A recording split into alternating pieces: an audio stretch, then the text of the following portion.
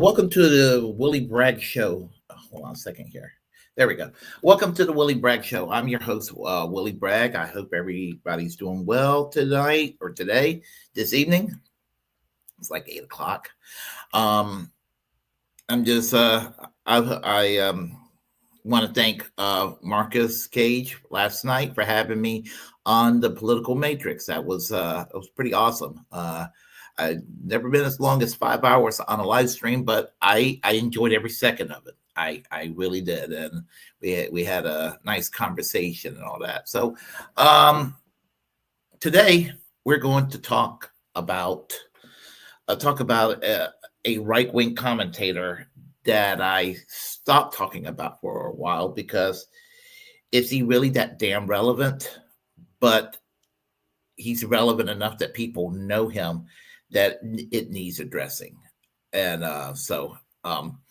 but before I do, let me just say that just in case you didn't notice, and I know y'all did, I usually have some music that I'll start off the show with, and I like to promote it for a couple of reasons. One, it's copyright free, and that's part of the reason I do it. But also, when the copyright artists do great music, I do what I can to promote it. So, Quit All is the name of this person. He does covers, does variations of the genre of music that I love, and it's from today, but a lot of the stuff, just in case you didn't notice, sounds like it came out of the 1980s because I'm a Generation X kind of guy, and I came out of that time period of Joy Division, Echo, the Bunnymen, The Cure, the Smiths. You get the idea. And so I like to perform, or I like to play this music on my platform here as a way of actually helping me out, but I'm also helping out the artists as far as I'm concerned. So, and then when I get a chance, I'll go and put it down on the description box below. So, anyhow, getting back to what I was saying, I want to talk about a commentator who I think is not very relevant, but relevant enough that it needs addressing. And so let me go ahead and find that. Let me go ahead and find that asshole. His name is Mark Levin. He's a right-wing talk show host. He got his career started, I believe, as the assistant attorney general under Ed Meese during the Ronald Reagan presidency, and which is a little bit hypocritical on Mark Levin's part because he talks about go about with the Rush Limbaugh, Sean Hannity talking points and playbook. Economic capitalism, social conservatism, foreign policy, neoconservatism, whatever whatever is the flavor of the moment for the Heritage Foundation crowd. Kyle Kalinske referred to it as movement conservatism. And whatever turns on Mitch McConnell or Ted Cruz, and to the right of those gentlemen, actually, that's the definition of movement conservatism. Project 25, for example, is movement conservatism personified in our face nonstop. Bush Cheney neoconservatism on steroids, if you will. But anyway, maybe I need to get this tweet a little bit larger. So would I be able to? Please take me at my word when I say this. Okay. Mark Levin says, by the way, neocon is a pejorative for Jew. Unbelievable. Or let me say it the way Mark Levin would say it. By the way, neocon is a pejorative for Jew. Unbelievable. I mean, this asshole engages in hypocrisy and selective outrage. So basically, he's answering a tweet. And Mark Levin's a twit. The neocon elements. This is for rapid response. And I'm not sure who's talking to who here, but wait a minute. Okay, the neocon element believes that the war is only a way to solve things, and the president of the United States believes that his force of personality, the way that he is going to respond to situations, can bend people to do things in a much better way, says Steve Witkoff. And he's basically criticizing the neoconservative brand that's, some people say, claim that left the Republican Party, but it hasn't.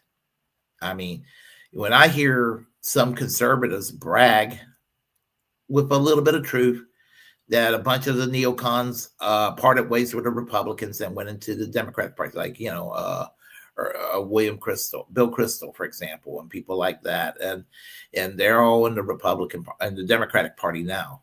There's a grain of truth to that, but here's the thing: the ones who were basically moderate to begin with socially in this country, they went into the Democratic Party. And some of them went into the Democrats as still fairly right wing, like a Dick and Liz Cheney. They're no different now than they were 20 years ago when Rush Limbaugh was praising them nonstop. They're the same person. So Mark Levin wants to go and engage in identity politics.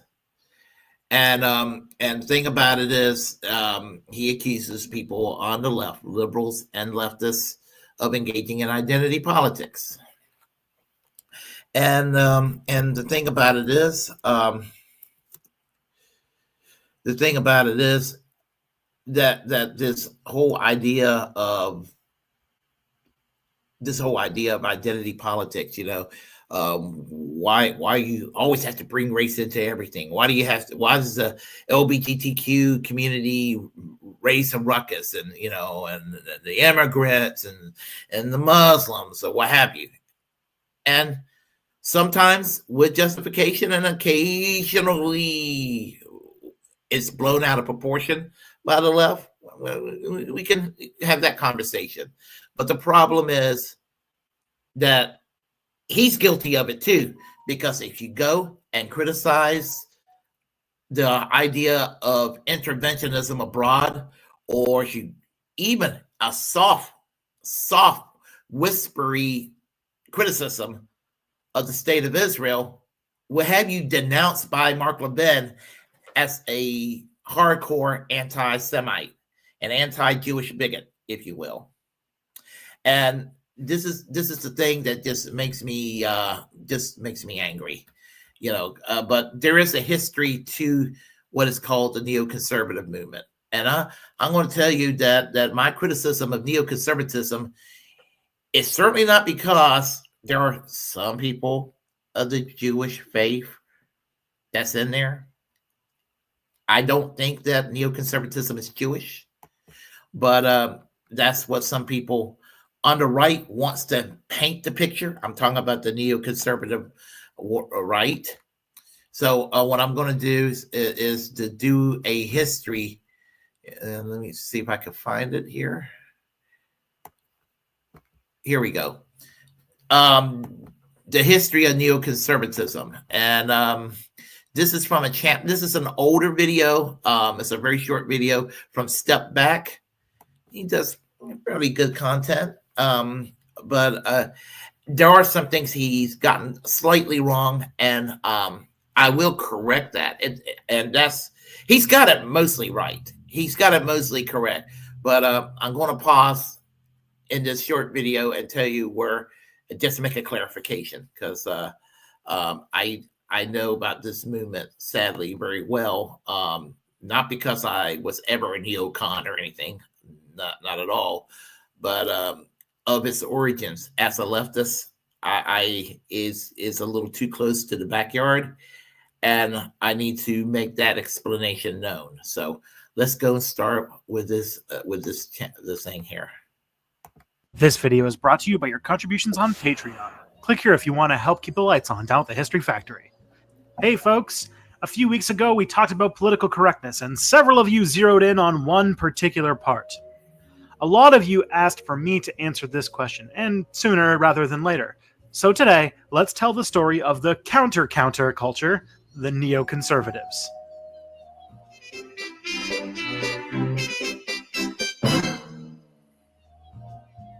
So what is neoconservatism? It's a political ideology representing part of the American right wing. They argue that liberal democracies and market capitalism, everything America stands for, are universally the best systems for any given country. They see the duty of the United States to bring these systems wherever dictators and socialists dwell. They encourage doing this by any means necessary, including using military and covert means.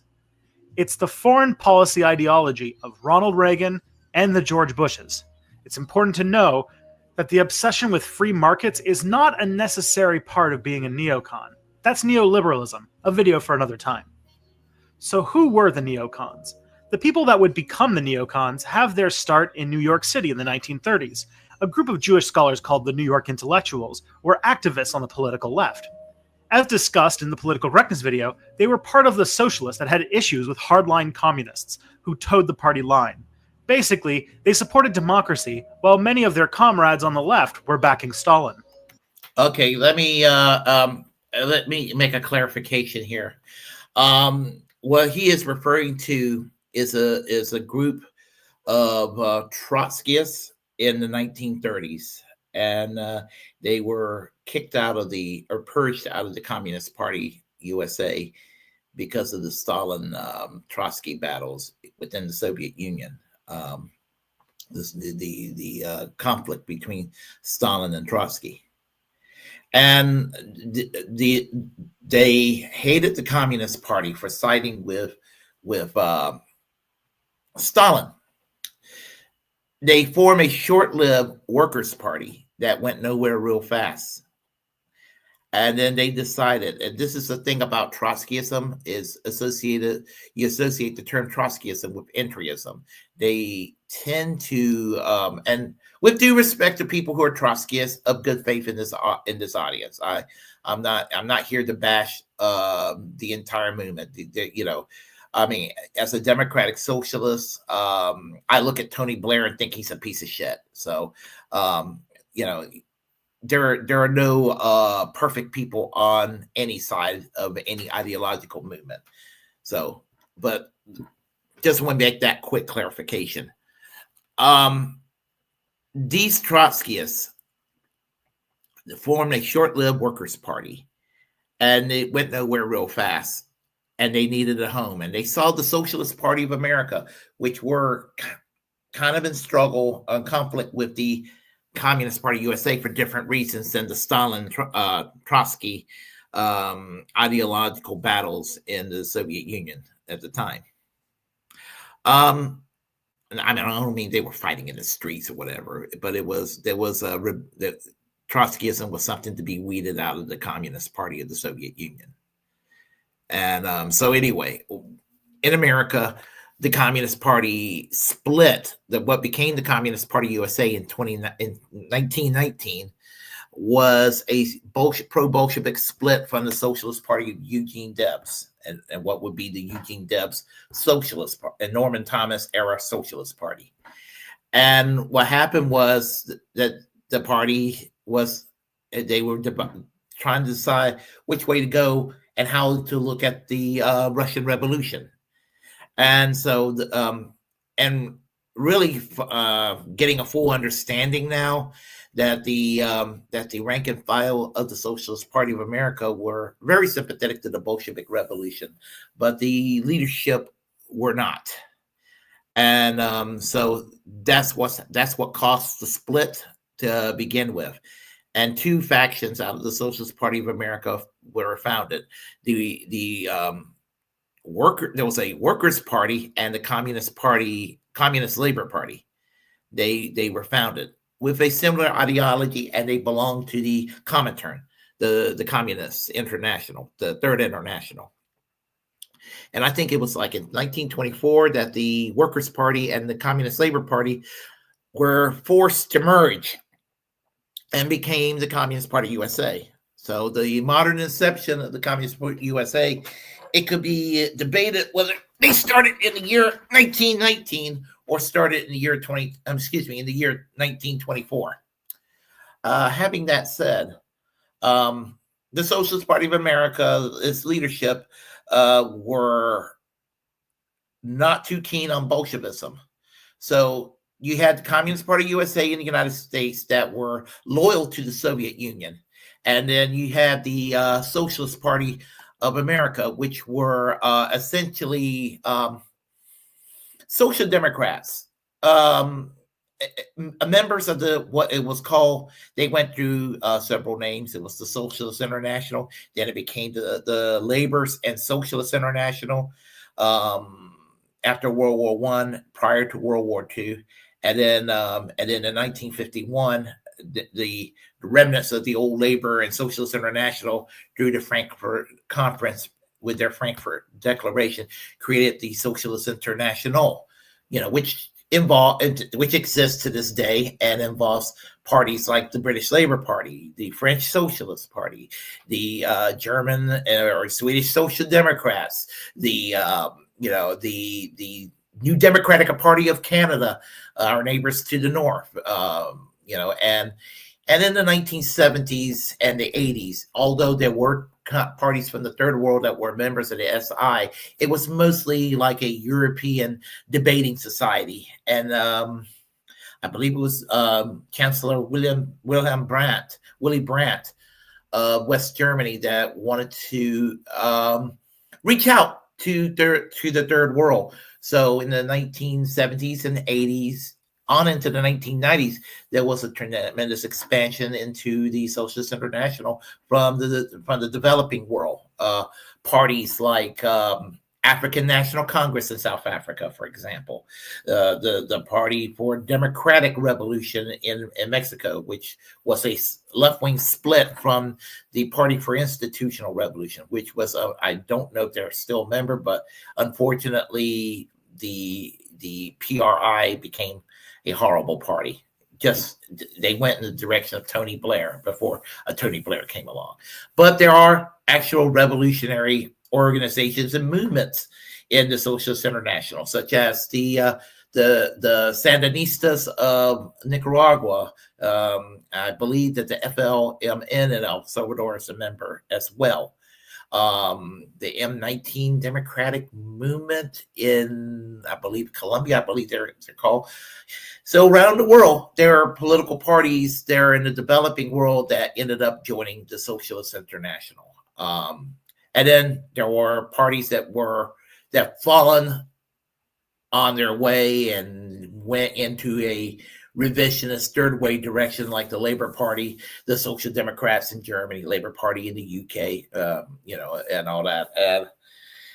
And so it's an ideological hodgepodge. When I was in the Socialist Party USA, for example, there was a debate when I joined the party to rejoin the Socialist International. At the time, it was DSA, Democratic Socialists of America, and the Social Democrats USA that were members of the SI. In 1972, the Socialist Party of America split into three organizations. It was called the Socialist Party Social Democratic Federation. And I'm getting off track here, but I'm just trying to explain things here.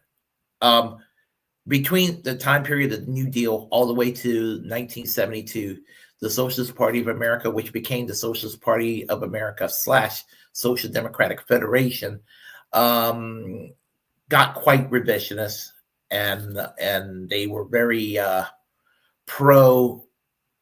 They were anti-communists, and I mean in a very extreme, toxic way.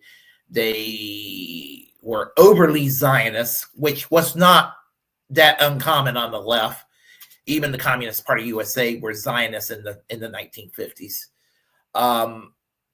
but it went beyond from support to a fanatical support for the country. You had that they were supposed to merge with the Jewish Labor Bund in 1962, a group of socialists that were anti-Zionists, and that was why the negotiations fell through. The JLB, the Jewish Labor Bund, was a member of the Socialist International until they dissolved in the year 2010. But they still exist around in other countries in the world.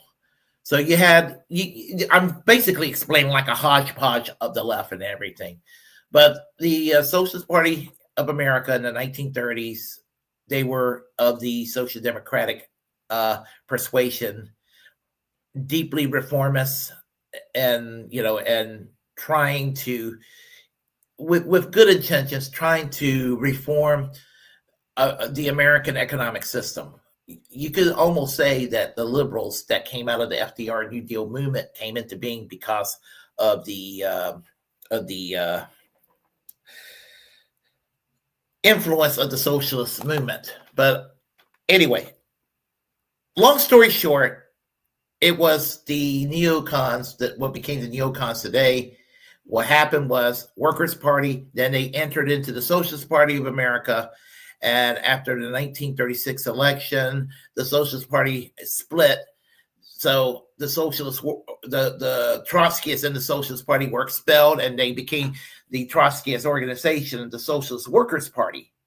And then a group who were extremely anti-communist and anti-Trotskyist split off to form the Social Democratic Federation, which worked with the American Labor Party of New York State, which is weird because the Communist Party USA also worked with the American Labor Party of New York State. And that political party collapsed in the 1950s because of the Cold War thing, and the Liberal Party kind of replaced it. But one could say that the Working Families Party of New York State today is basically a continuation of the old American Labor Party of New York State.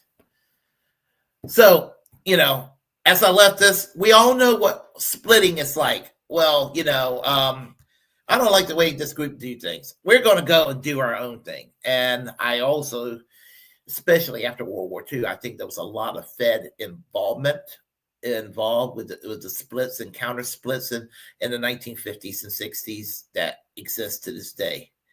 The Feds are always trying to find a way to split the left in this country.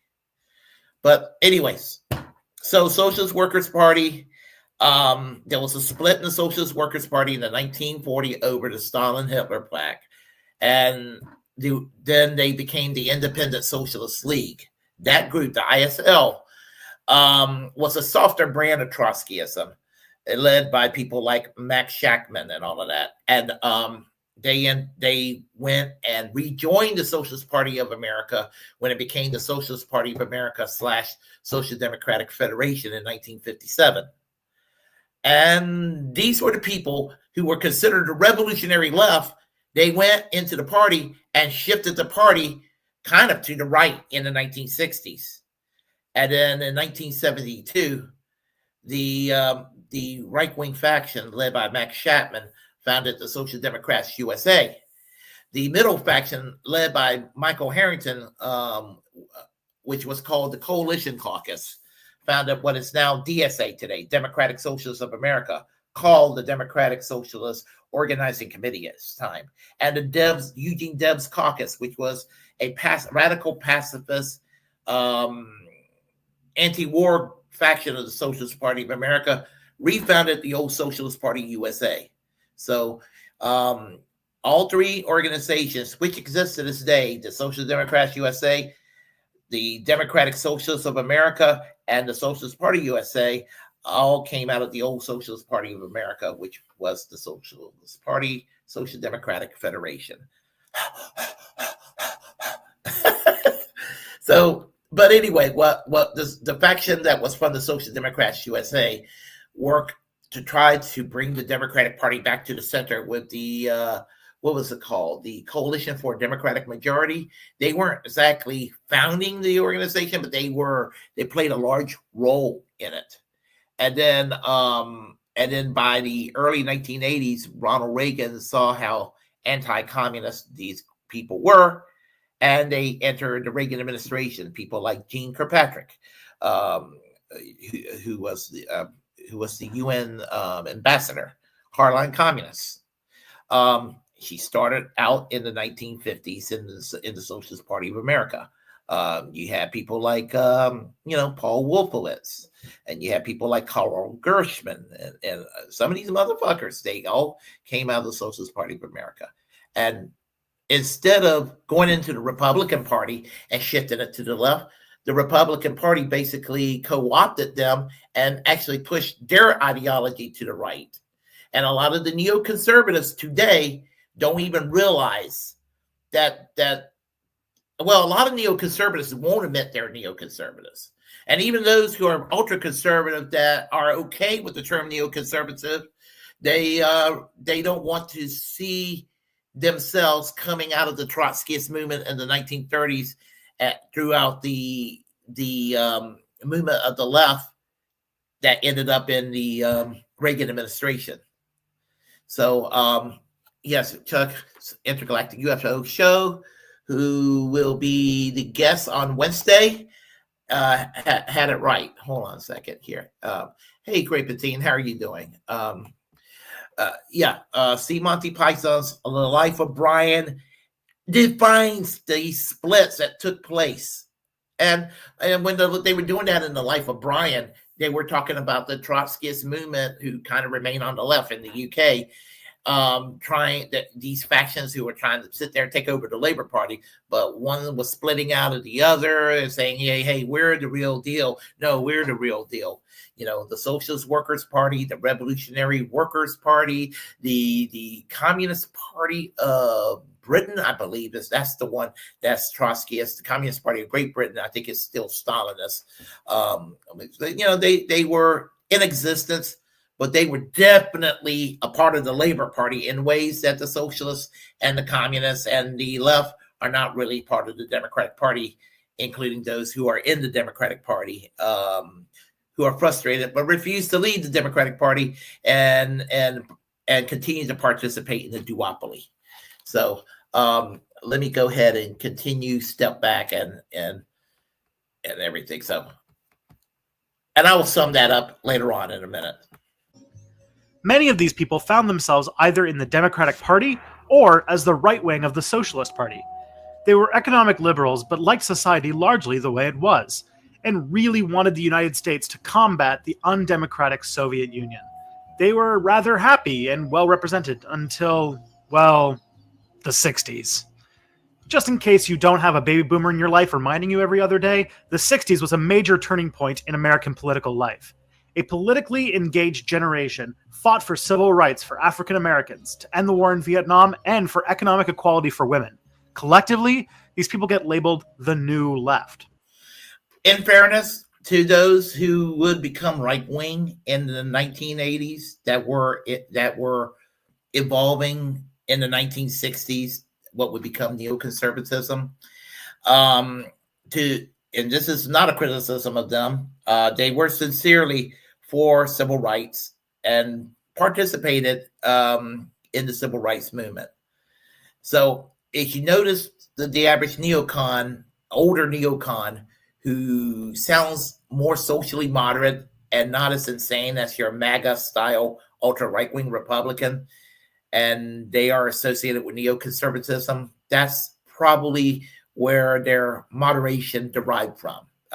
It's just something that if you take note, for those who are still, I would say those who are in this day and age, I will call them also neo-Rockefeller Republicans at this point. Initially, there really wasn't a party for these activist boomers, but when President Lyndon Johnson decided not to run for a second term, the New Left got engaged with the Democratic Party. It was changing in many ways. Johnson's support for the Civil Rights Act and the third-party run of a pro-segregation candidate, George Wallace, resulted in the erosion of Southern conservative Democrats. These events pushed the Democratic Party to the left, and the New Left joined in. Several of you zeroed in on correctness and several of you zeroed in on one particular liberals, but liked society largely, and the New Left joined in. The Democrats pushed for... Okay, I'm sorry about that. We're back to where we need to be here. Another thing I need to say, the realignment caucus that I mentioned in the Socialist Party of America was part of the old left. And you could make an argument that the Debs caucus and maybe the coalition caucus of Michael Harrington within that Socialist Party were more or less part of the New Left. And basically by the 1972 election, a lot of what would become neoconservatives today were supporting a man by the name of Senator Henry Scoop Jackson, who was domestically very progressive, but a hardline anti-communist and a hardline Zionist. And they also evolved around people like Senator Daniel Patrick Moynihan of New York, people like that. They were not particularly keen on the George McGovern brand. So we'll get started here. Just want to make that clarification. Social norms. And they were not too impressed with Johnson's Great Society programs like Medicare, Medicaid, and the welfare service. That's actually not true. The original ones were, but they eventually turned their backs on Great Society liberalism, and now are, hardcore capitalists. But anyway. Democrats pushed for anti-war presidential candidate George McGovern, the neoconservatives broke rank and backed a different candidate for president in Cold Warrior Democrat Henry Scoop Jackson. These supporters included future important neoconservatives like Paul Wolfowitz, who would serve in the cabinet of Ronald Reagan and both the Bushes. Many neoconservatives began crossing the aisle, where they found themselves a home in the Republican Party and attracted to the Republicans' new darling Ronald Reagan.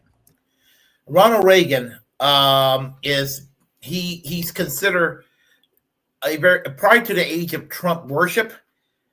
Ronald Reagan was their Trump at that time, the conservative movement's Trump, and both the paleo-conservatives, as you can call them today, those who oppose neoconservatism within the conservative movement, and the neocons idolized Ronald Reagan.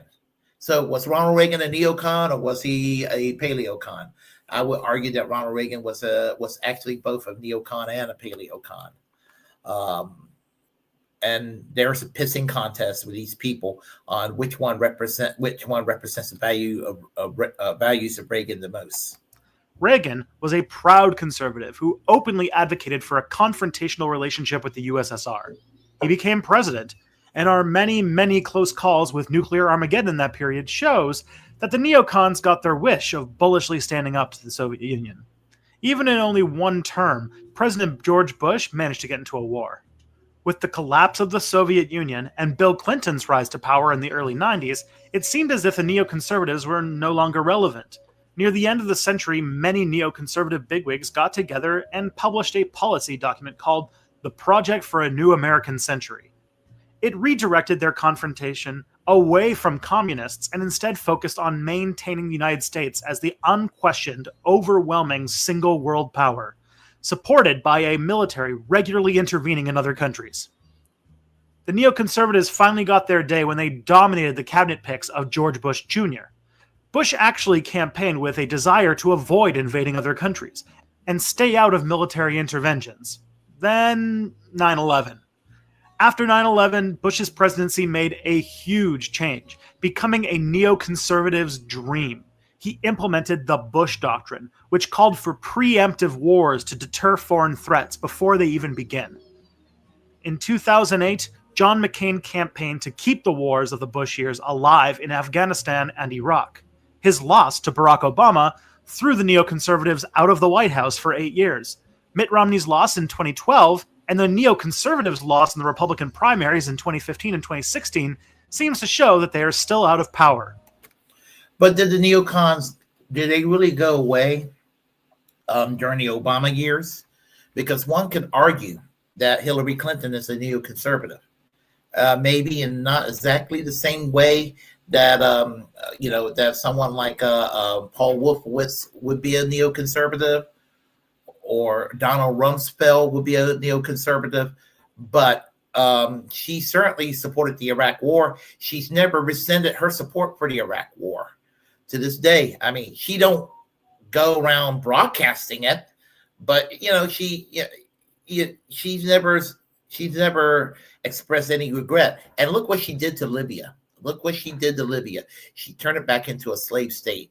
And neoconservatives have a way of supporting foreign policies that ends up biting us back in the ass. A example of Afghanistan in the 1980s. The American support for the right-wing rebels in Afghanistan against the Soviets is the reason why we ended up with 9/11. I mean, how can it be? The 9/11 reports said so.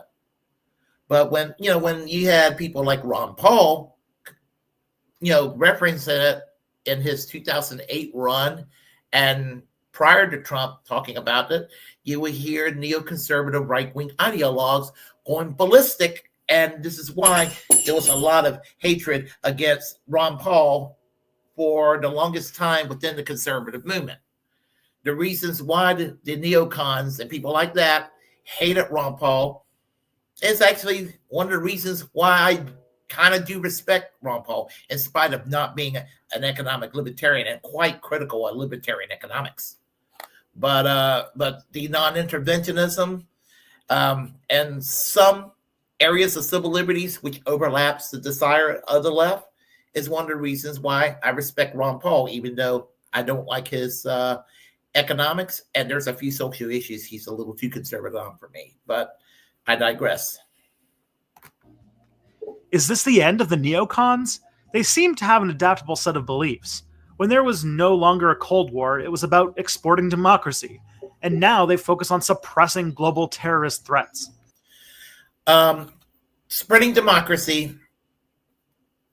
I don't have a problem with spreading democracy. I have a problem with spreading democracy at gunpoint, because when you spread democracy at gunpoint, is it really a democracy? This is where the Trotskyism kind of remained, the toxic side of Trotskyism. Worldwide permanent revolution. This is what they believed in.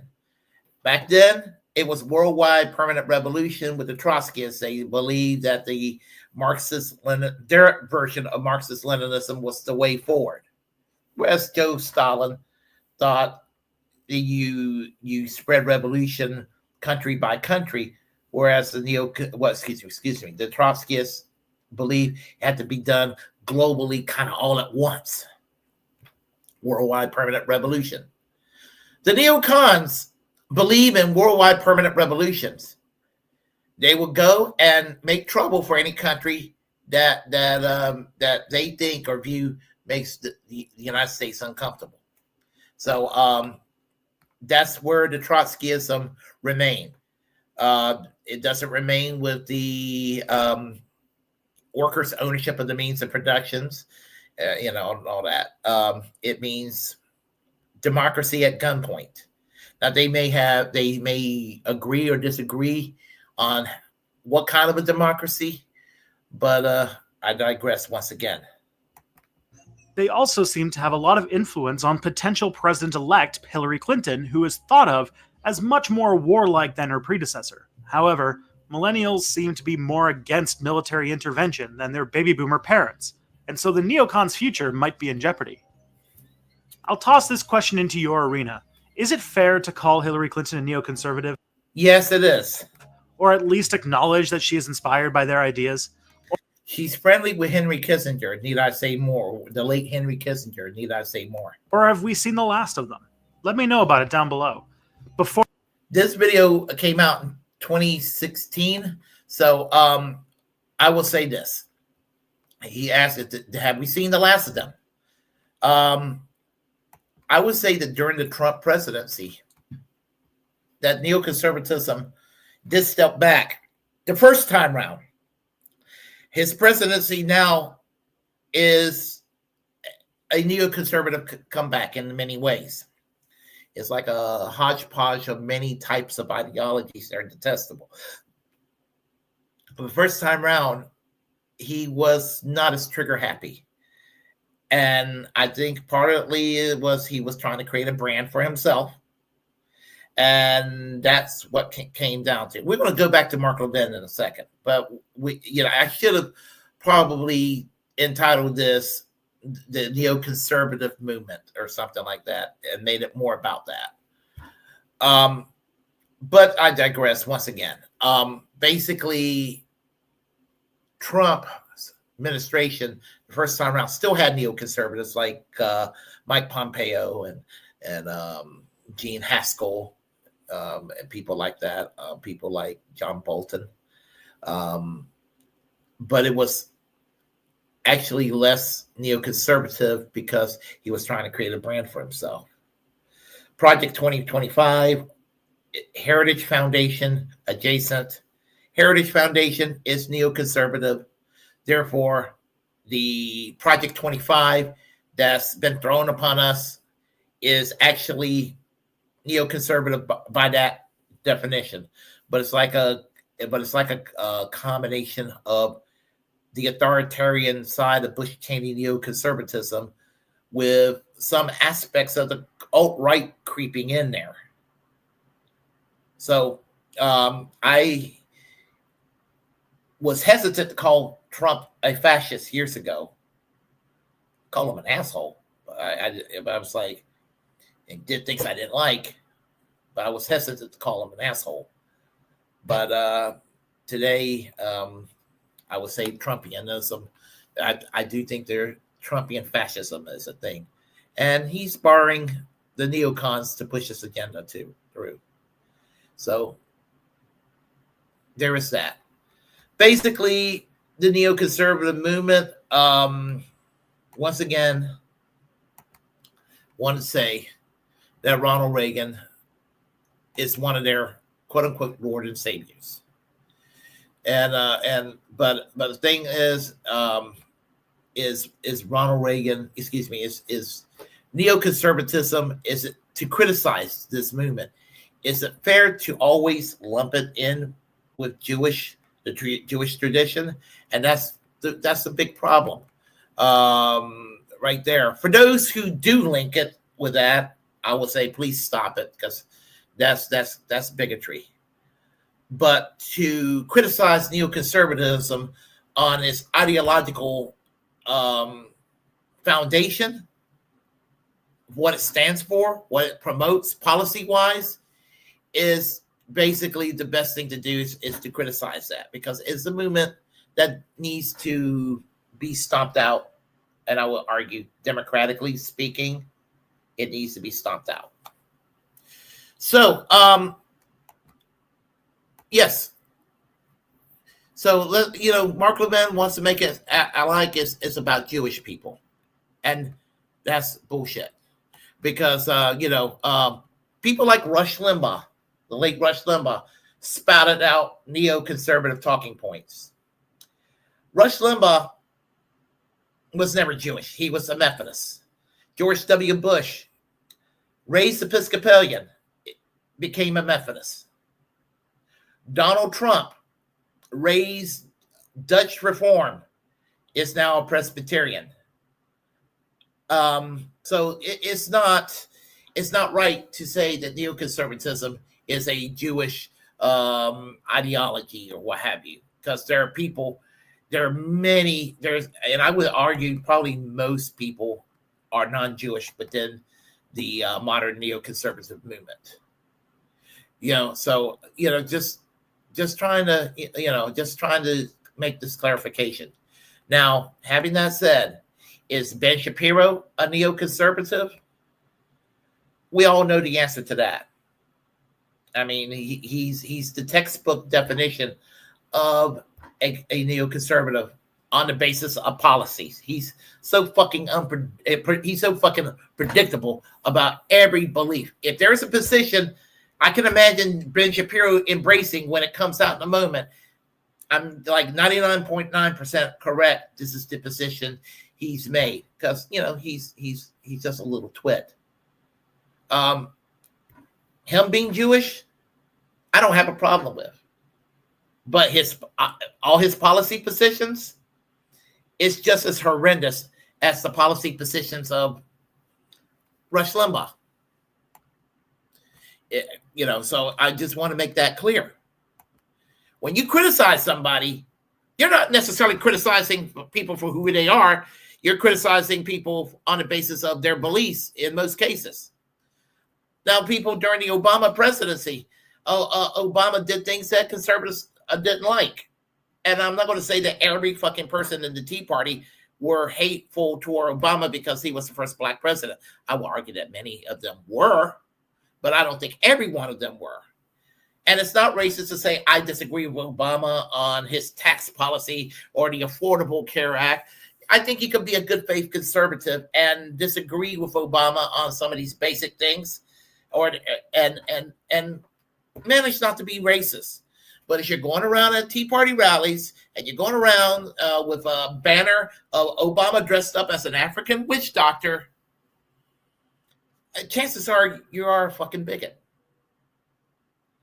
If you go around during the Obama years obsessed about his birth certificate with that birtherism bullshit, yeah, you're a fucking racist. You are a fucking racist at that point. But if you don't like his policies, and that's as far as it goes, I will argue that's not racism per se. So I wanted to make that distinction. You have Dick and Liz Cheney and Little Dick Cheney. Both of them, Methodists. They're not Jewish. I just giving y'all a case in point. So, to make that kind of argument that again, is basically victimizing. The thing that they accuse the liberals of doing, they're guilty of. And listen, being Methodist or being Episcopalian does not make you a neoconservative either. I'm just trying to make a point. Donald Rumsfeld the late Donald Rumsfeld was not Jewish. He was Episcopalian. And he's still a war criminal. So, I just needed to make these points out. When I hear the right wing wanting to go and say, when they silence anybody that wants to sit there and criticize somebody and accuse them of things that they're not guilty of.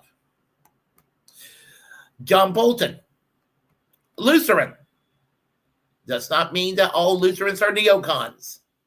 Just means that he's a Lutheran. By his affiliation, not Jewish. I hope Mark Levin hears this. So, because I get so sick and tired of these motherfuckers. And I'm gonna put up here these two SOBs from the 80s and 90s. I mean, they were around prior to the 80s and 90s, but it was in the 80s and 90s that I found them irritating when I found out who the fuck these people were. And I'm talking about Pat Robertson and Jerry Falwell. Yeah, Jerry Falwell died in 2007. Pat Robertson died last year. They were foreign policy neocons. They endorsed the battles against the Muslim world, supported the Iraq War, supported the domestic surveillance programs, supported torture, the sort of thing that they're accused of. So, they're terrible people. Jerry Falwell, a Baptist, Southern Baptist, I believe, and Pat Robertson, raised in the Episcopal Church, became Southern Baptist later on. That's not a criticism of Southern Baptists. That's a criticism of their neoconservative politics. I am not sure which denomination he belongs to, but in his case, I find him obnoxious. I'm referring to John Hagee, this guy here. Now, John Hagee is one of the loudest supporters of the Bush-Cheney doctrine, as you can see here with his endorsement. And I did not know this, that he endorsed Nikki Haley for president last year.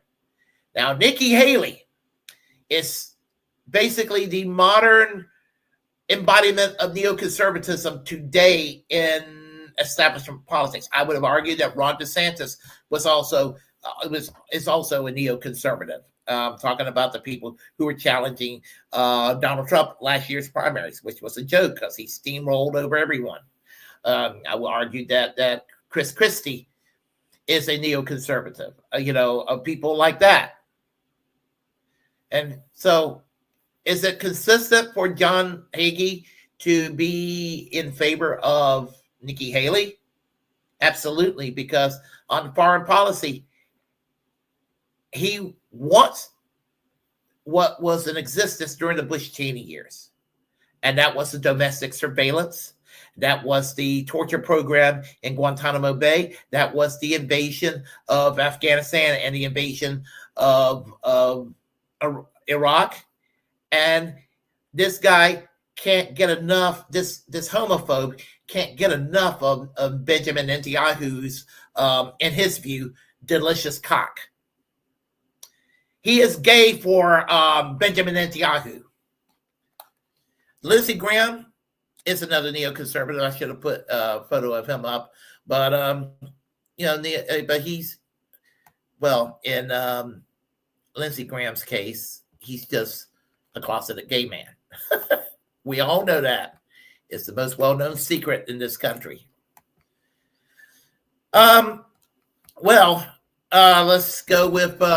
Let's go with basically, see if I can find it. Yes, let's do that.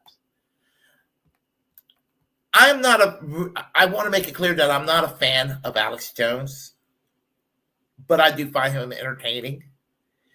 And of all the right-wing commentators, he's the least wrong among the Sean Hannitys and the Ben Shapiro's and the Glenn Becks and the Jesse Kellys and, of course, the Mark Levins. And he comments on Mark Levin. So here we go. Let's see. We'll make sure that the volume is working. I think it is. By the way, what's the magic power Mark Levin waves? Neocon is a pejorative for Jew. Unbelievable. A, that's not true. And you know why it's associated with Jews, Mark Levin? Because I've been covering this since around the time the neocons had that name. Been around about 30 years. So I knew about neocons 30 years ago because they were the well-known Trotskyites that became Republicans to take over the Republican Party and turn it into a globalist crap hole. And half of them, at least, were Jews. And now, I want to make something clear. While there's some truth to that, I want to make it clear that does not mean that neoconservatism is always associated with Judaism. And I personally think he needed to be careful with that comment. But, we'll let him go on. So people were not attacking the neocon movement because they were people had Dick Cheney in it, Donald Rumsfeld, the tops of it. But about half of them or a little more were Jewish. You guys would run around and scream, we're Jewish, don't criticize our warmongering and our tyranny and our patriot acts. And you associated it with Jews, just like you just did. And then you freak out when people do that. But it is also associated with ultra totalitarian, amoral, injustifies the means, Machiavellian political operatives that just want raw power. Richard Pearl, Fife, Crystal, the list goes on and on. Boot. And in setting up the censorship complex the last 20-something years, targeting me is these guys. I want to comment on that. I first heard of Alex Jones. And again, I want to make it clear. I'm not endorsing Alex Jones, but I want to make that very clear. But around 2007 is when I first heard of Alex Jones. And I would say he's the perpetual stop clock, given the right time twice a day, in the sense that he was bashing the Bush-Cheney neoconservatism, the surveillance state, the Iraq war, the so-called war on terror, the way it was conducted at the time, and torture against detainees down in Guantanamo Bay. And, they disagree with him on everything else, but he was correct on those issues. And if he still feels that way, good for him. There's a lot of things I do not like about Alex Jones. And I want to make that clear. There's a lot of things I do not like about Alex Jones. But for the most part, what he just said at this point is overall correct. And then you get the left-wing version, Jeffrey Goldberg drops by.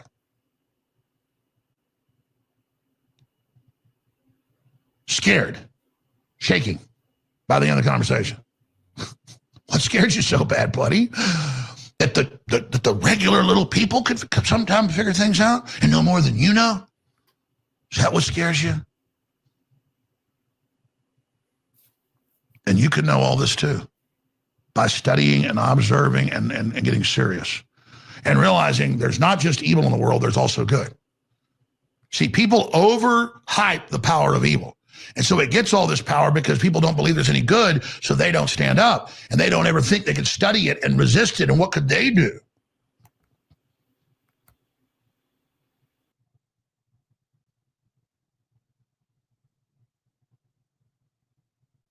You must come with me to Alderaan.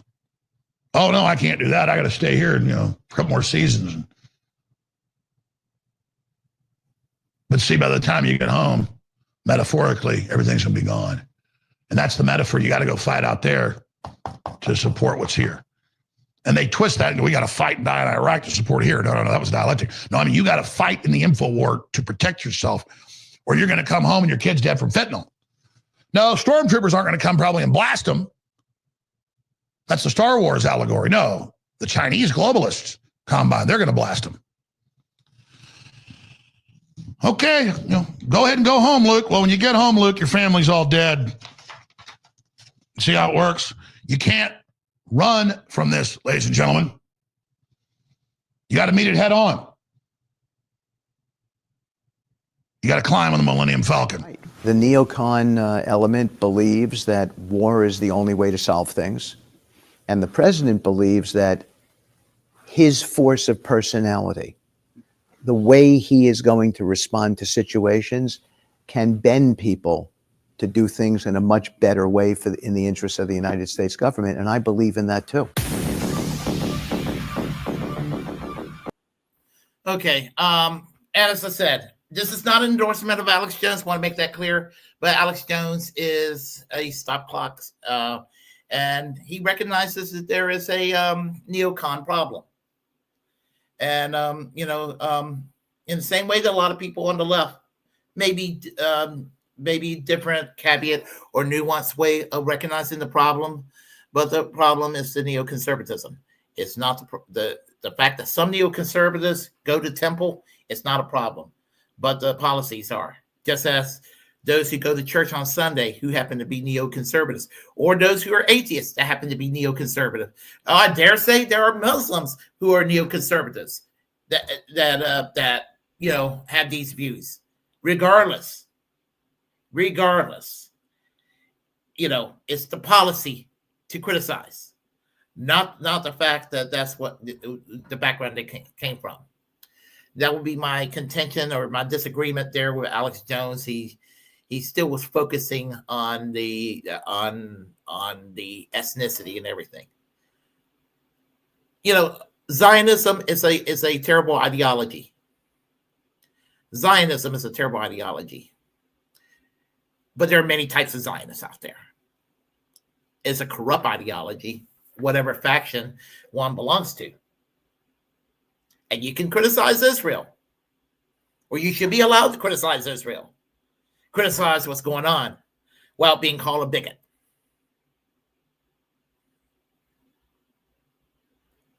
Thankfully, most people for the American Jewish community realizes there's a problem with Israel.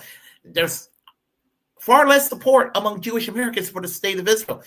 The loudest people who support Israel today are Christian Zionists who dislike Jewish people and wants Israel and Iran to toss nukes at each other.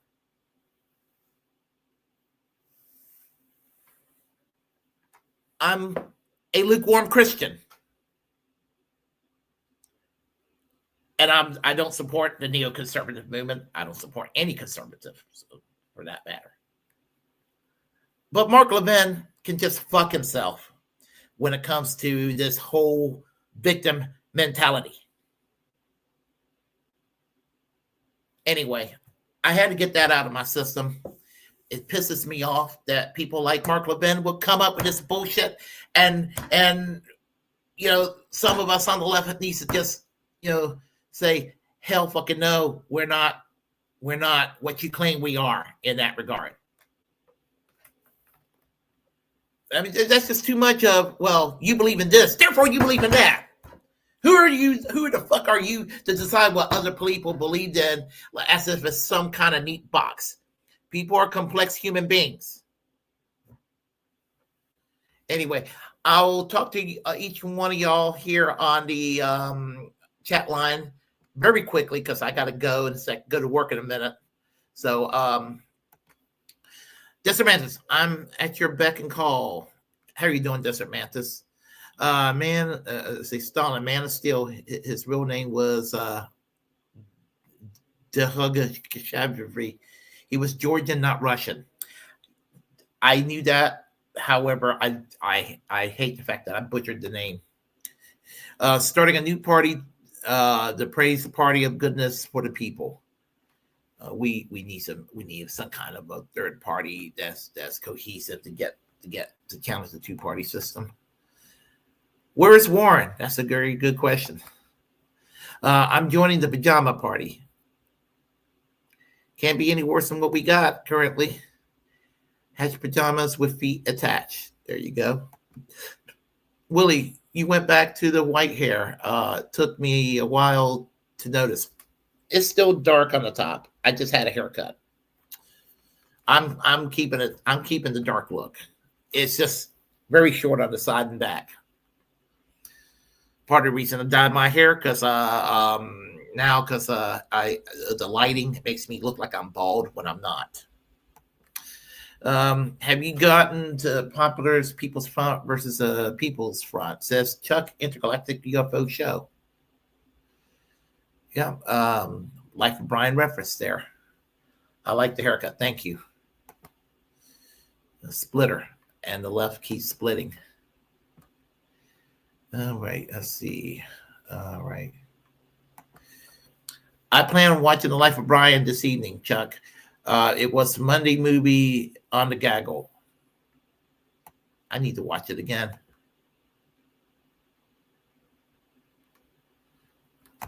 I would never admit to being a neoconservative either, because a lot of them do get triggered when you call them that, because they hate the truth. They really do. Let's see. All right. Just got to keep going through here real quick. Scoop Jackson was a bastard. Absolutely. Let's see here. And you're right. Rubio is a neocon. He's one more. Roman Catholic. Doesn't mean that Catholics are neocons. In fact, there's a lot of them who oppose the ideology from across the spectrum, to tell you the truth.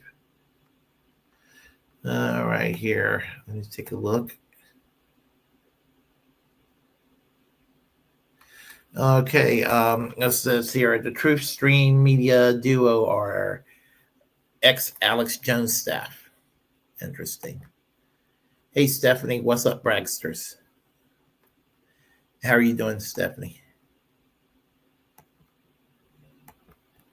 Now, there is a truth to this. Zionist Jews, quote unquote, are conditioned to use the victim mentality, Willie. That part's true. As a form to silence your opposition when you're being criticized. It's sort of like, and sometimes it's true and sometimes it's not on the left when they get accused of that. but this is the right-wing version of it. It's ID poll, identity politics. You know, the same kind of idea. You know, just it's the same playbook done with a different reader, if you will. So anyway, I'm going to go in just a moment here. I wish you all well. Wednesday night, we'll have Chuck's Intergalactic UFO show. Looking forward to it, Chuck. And I will basically say and end with this note with, if you like what you heard, please press like and comment any way you disagree with what I have to say. Feel free to share the content on this channel. As the First Amendment absolutist, it's my duty to inform, to create your own platform and utilize it, because we're, in fact, the muckrakers of our time. Reject corporate media. Subscribe to the Willie Bragg Show on all my platforms. Free Ed Snowden, free and pardon Ed Snowden, free Palestine, free healthcare for all, and fight like hell to preserve freedom of speech. And until next time, fuck Mark Levin. Y'all have a great day. Bye-bye.